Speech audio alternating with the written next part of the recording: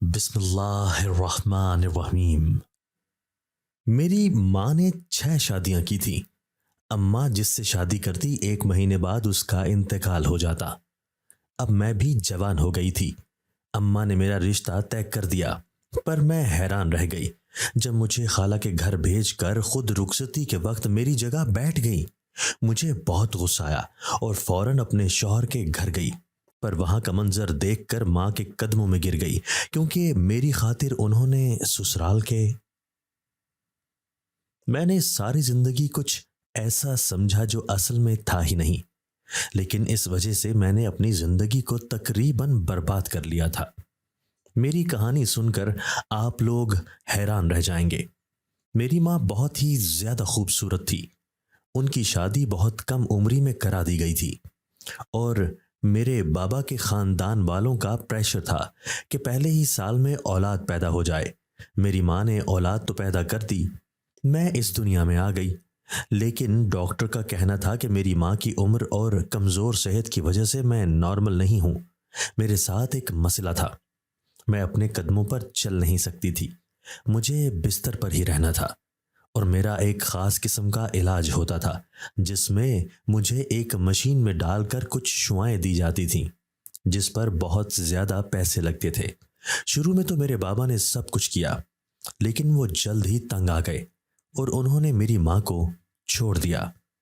मेरा इलाज इतना महंगा था कि डॉक्टर ने मेरी माँ को कहा कि आप ये इलाज नहीं करवा पाएंगी, इसीलिए आप इसको इसके हाल पर छोड़ दें। मेरी माँ का कहना था कि मेरी बेटी है, मैं इसको ऐसे नहीं छोड़ सकती हूँ। उस वक्त तक मेरी उम्र बहुत कम थी।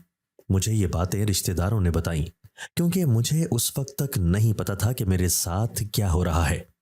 लेकिन फिर आहिस्ता आहिस्ता मुझे भी पता लगने लगा। मेरी माँ ने दूसरी शादी कर ली। सब लोगों ने कहा कि बेटी अस्पताल में पड़ी है और इस औरत को दूसरी शादी की। तब उनकी उम्र सिर्फ 19 साल थी। उन्होंने एक बहुत ही अमीर आदमी से शादी की थी, जो चाहता तो मेरा इलाज करवा सकता था, लेकिन 1 महीने बाद ही वो इस दुनिया से चला गया। शायद मेरी अम्मी की किस्मत खराब थी। कुछ लोग होते हैं जिनकी किस्मत बहुत खराब होती है, बाकी दुनिया वाले उनका तमाशा देखते रहते हैं और फिर बिलाखिर उनको बुरा कहना शुरू कर देते हैं। लेकिन असल में वो लोग खुद मजलूम होते हैं। दुनिया उनको कभी मजलूम नहीं मानती, क्योंकि दुनिया यही समझती है कि यही गलत है। क्योंकि जब एक इंसान के साथ कोई हादसा होता है तो लोग आपके साथ हमदर्दी करते हैं। दूसरा हादसा होता है तो कहते हैं शायद किस्मत में लिखा था। लेकिन जब तीसरा हादसा होता है तो फिर कहते हैं कि तुम्हारे अंदर ही कोई गलती है, तुमने ही कुछ गलत किया होगा, कोई गुनाह किया है जिसकी सजा मिल रही है। क्योंकि जब मेरी माँ ने तीसरी शादी की तो उनका तीसरा शौहर भी 1-2 महीने के अंदर इस दुनिया से चला गया था। मैं अभी तक जिंदा थी। अब मेरा इलाज कदरे कम होता जा रहा था, क्योंकि मुझ में थोड़ी बहुत बेहतरी आ रही थी। डॉक्टर्स का यही कहना था कि अगर ये लड़की 15 साल की उम्र तक पहुंच गई तो फिर उसके बाद ये ठीक हो सकती है। मेरी बीमारी का मकसद इसी चीज के साथ था कि अगर मैं कम उम्री में भी इस बीमारी में रही और मेरा ठीक से इलाज भी नहीं हुआ तो फिर मैं मर जाऊंगी। और कौन सी माँ चाहती थी कि उसकी औलाद मर जाए। जब हम किसी को बचा सकते हैं तो हम उसे मरने के लिए कभी नहीं छोड़ते, वो भी अपनी औलाद को। मेरा इलाज तो चल रहा था, लेकिन ये बात किसी को पता नहीं थी कि मेरी माँ कहाँ से पैसे पूरे कर रही थी। ये बात काफी पुरानी है, लेकिन उस जमाने में भी रोजाना 20,000 अस्पताल में जमा करवाने होते थे। इतने पैसे मेरी माँ कहाँ से लेकर आती थी, ये किसी को पता नहीं था। खानदान वाले बातें करते थे। मेरी माँ का इस दुनिया में कोई भी नहीं था सिवाय उनके बाबा के। वो भी इस दुनिया से चले गए, लेकिन मेरी माँ के लिए कुछ छोड़कर नहीं गए। उनका घर किराए का था और घर में सिर्फ सामान था।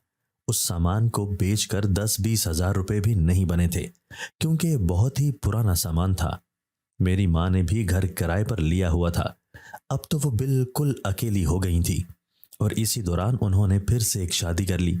मेरी माँ का नाम मेहरुन्निसा था और मेरा नाम मरियम था। सब लोग हैरान होते थे कि मेहरुन्निसा को इतनी जल्दी रिश्ता कैसे मिल जाता है। कुछ लोग कहते थे कि खूबसूरत बहुत है, दुबली पतली है, जवान है, नैन नक्श कितने प्यारे हैं, इसके पीछे तो हजारों लोग जान देने को तैयार हो जाएंगे। फिर आजकल के मर्दों का तो पता ही है, और फिर वो भी तो किसी की दूसरी और तीसरी बीवी बनने पर भी राजी हो जाती है। मेरी माँ के खिलाफ बातें करने तो लोग घर तक आ जाते थे। सवाल करने के लिए जाने लोगों को भी क्या कीड़ा होता है दूसरों की जिंदगी में दखल अंदाजी करने का।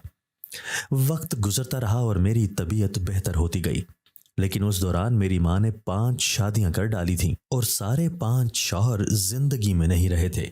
लेकिन अब हमारे हालात पहले से बेहतर थे और मेरी तबीयत भी ठीक हो गई थी। मेरी उम्र 16 साल होने वाली थी जब बिलाखिर मुझे अस्पताल वालों ने छुट्टी दे दी। 16 साल मैंने अस्पताल में गुजारे थे। किस तरह गुजारे थे ये मैं ही जानती हूँ। कभी कभी मेरी माँ मुझे घर भी ले आती थी, लेकिन फिर वापस जाना पड़ता था। अस्पताल का मालिक बहुत अच्छा था। उसने मेरी माँ को अपनी बहन बनाया हुआ था। 1-2 रिश्ते तो उसी ने बताए थे मेरी माँ को। वो हमारा हर तरह से ख्याल करने की कोशिश करता था, जहां तक हो सकता था हमारे लिए आसानी फराहम करता था। तभी तो ये 16 साल गुजर गए।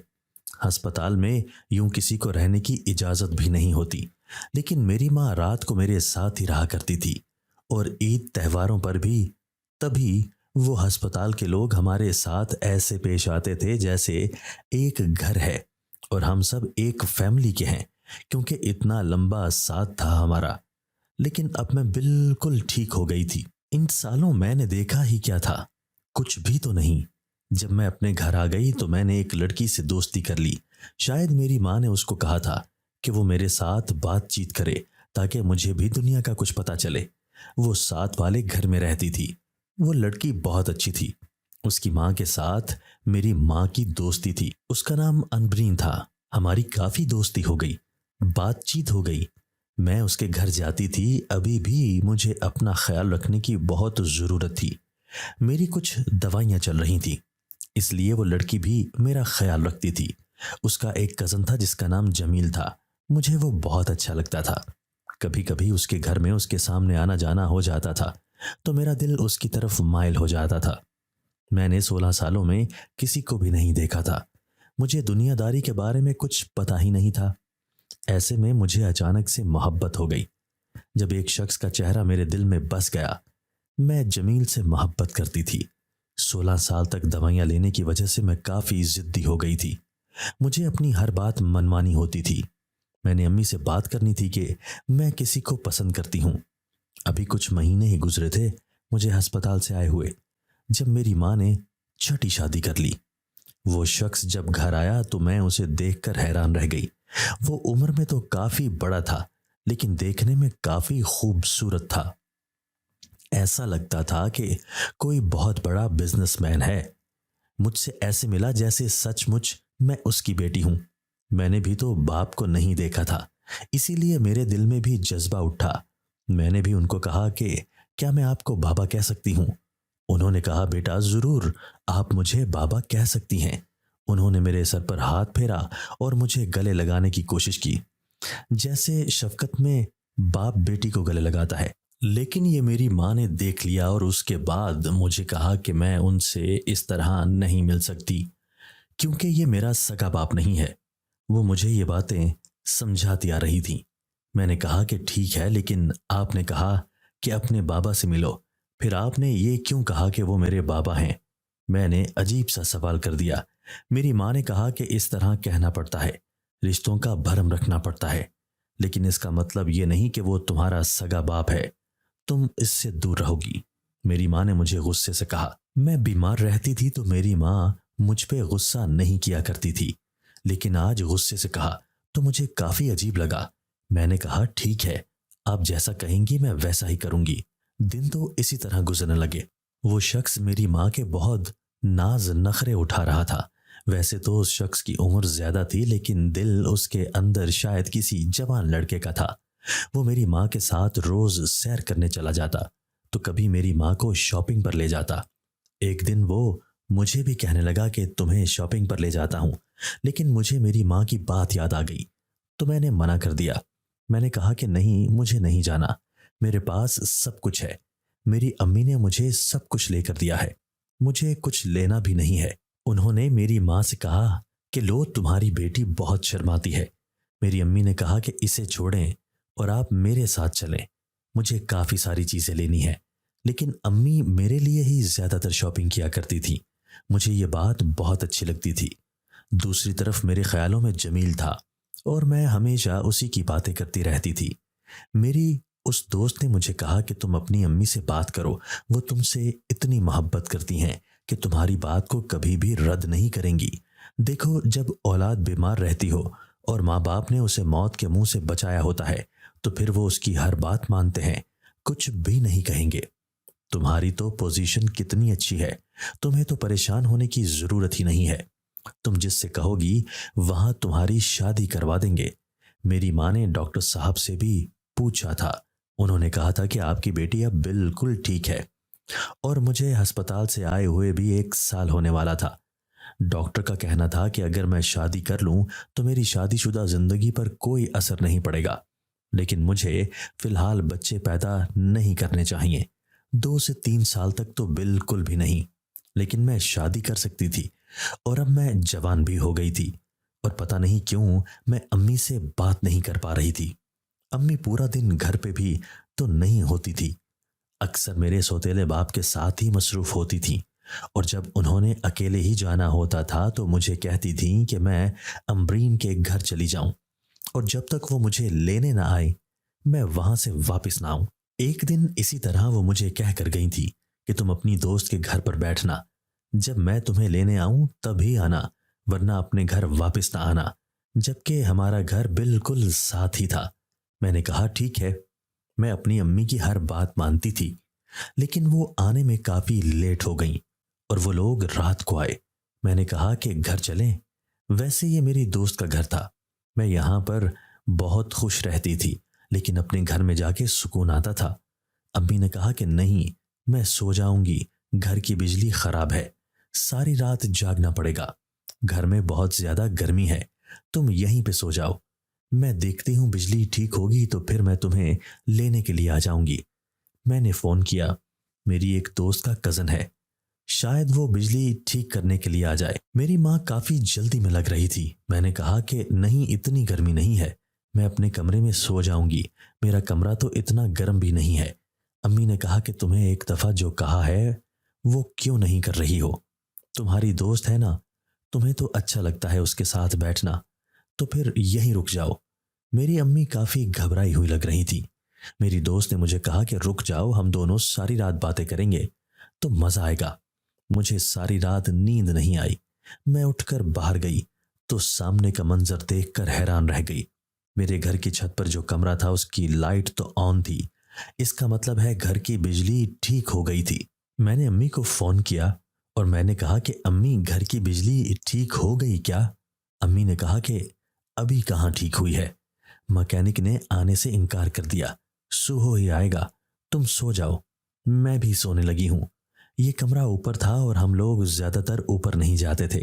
शायद अम्मी को पता नहीं था कि ऊपर वाले कमरे की लाइट ऑन है, इसीलिए वो मुझसे इतनी सफाई से झूठ बोल रही थी।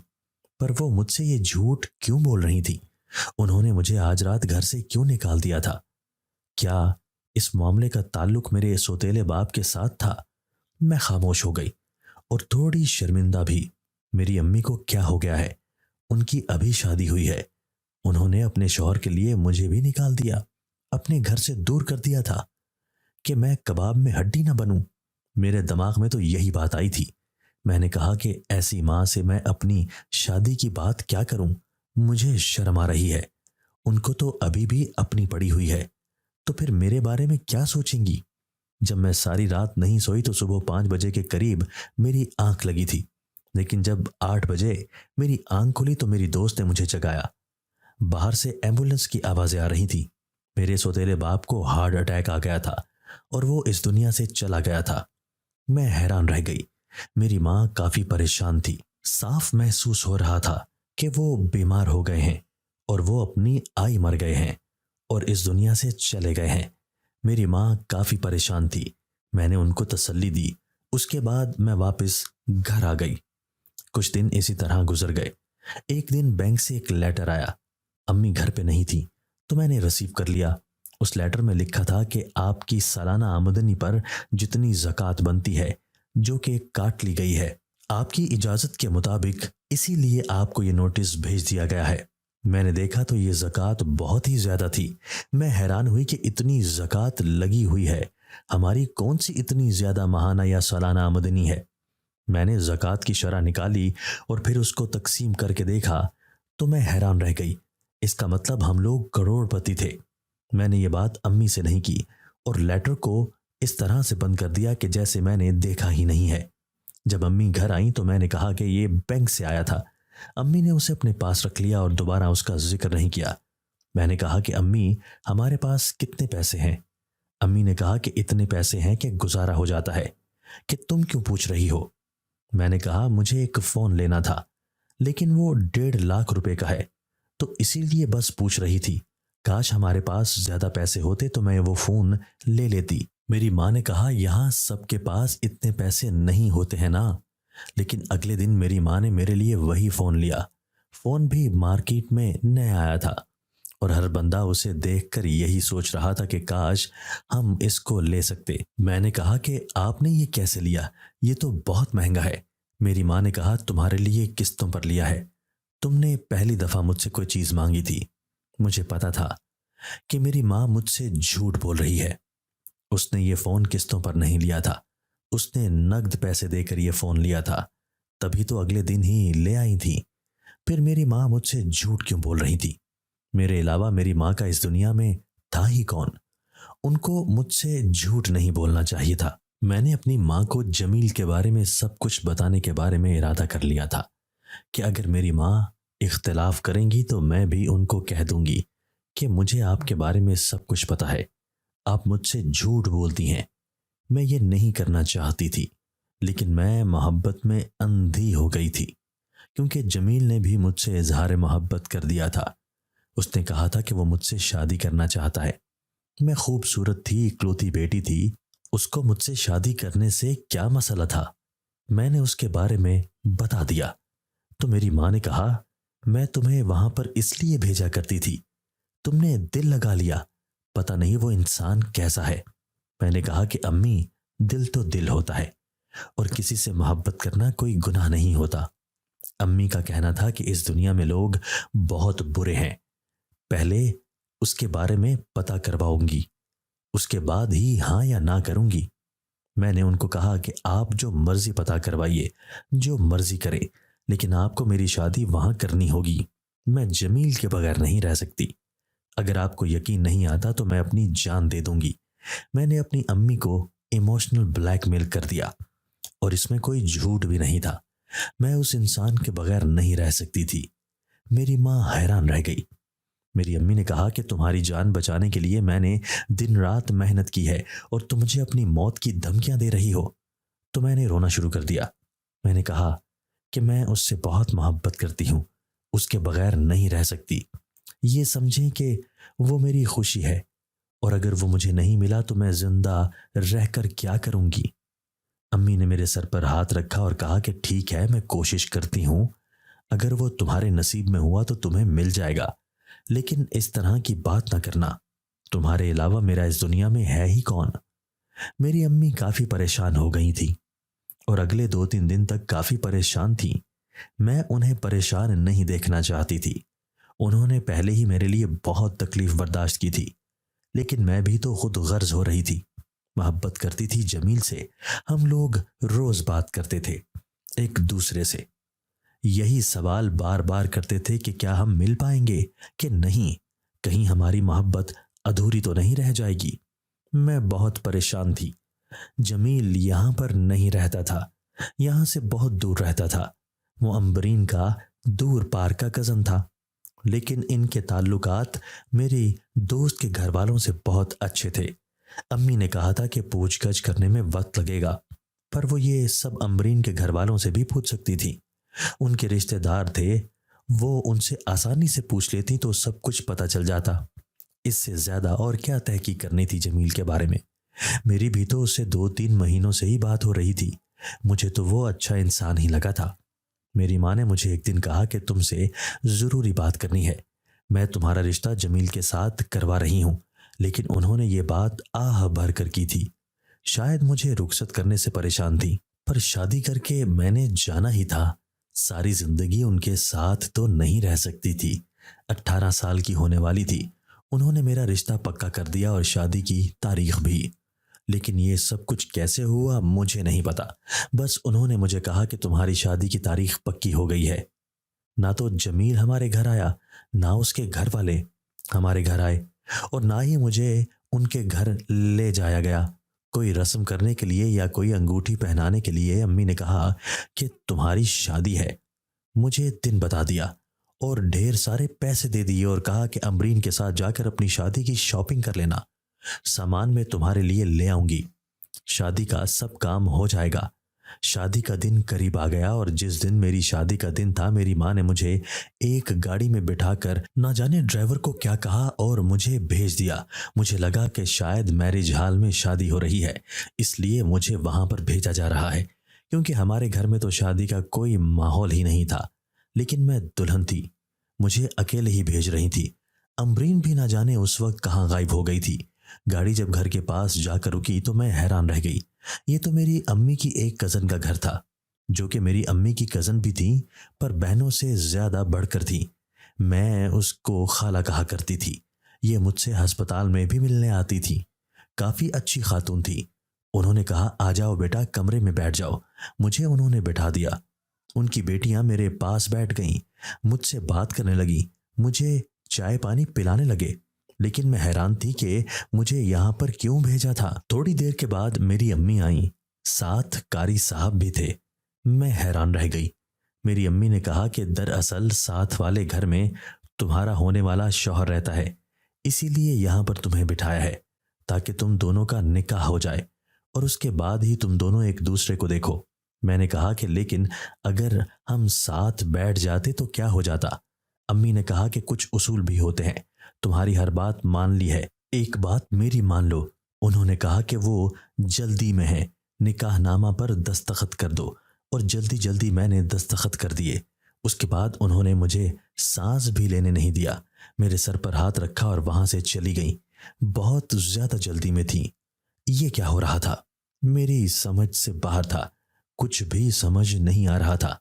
अपनी खाला से पूछती थी तो वो भी जवाब नहीं देती थी, बात बदल देती थी। कभी कहती थी कि तुम आराम कर लो, कभी कहती थी कि खाना खाओगी, तुम्हारे लिए चाय बना दूं। वो भी काफी घबराई हुई थी। और उनका शौहर भी उनसे कोई बात कर रहा था। शायद उनका शौहर भी सब कुछ जानता था। और उनकी बेटी भी, एक मैं ही थी जिसको कुछ समझाया नहीं जा रहा था। और इस बात से मुझे बहुत ज्यादा गुस्सा आ रहा था।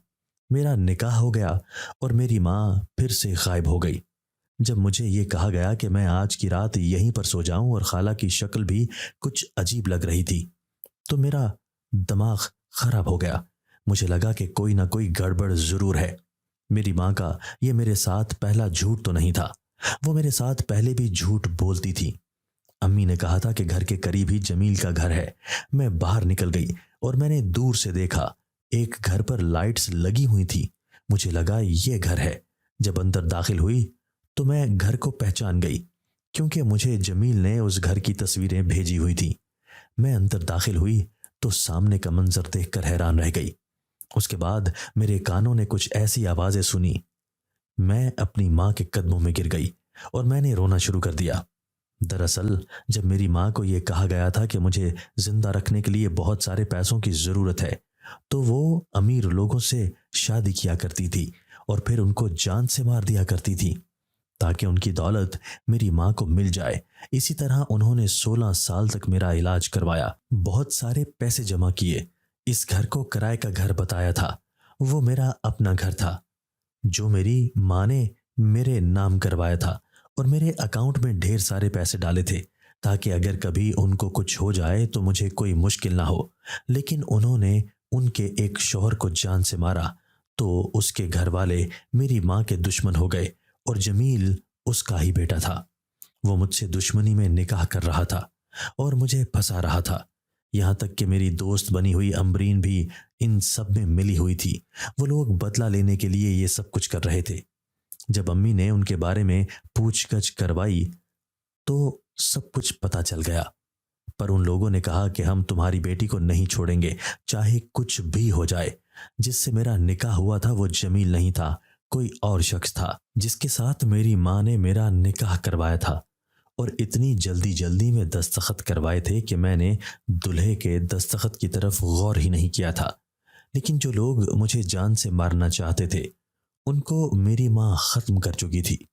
उस घर में पुलिस भी आई हुई थी जो मेरी माँ को वहां से पकड़ कर ले गई।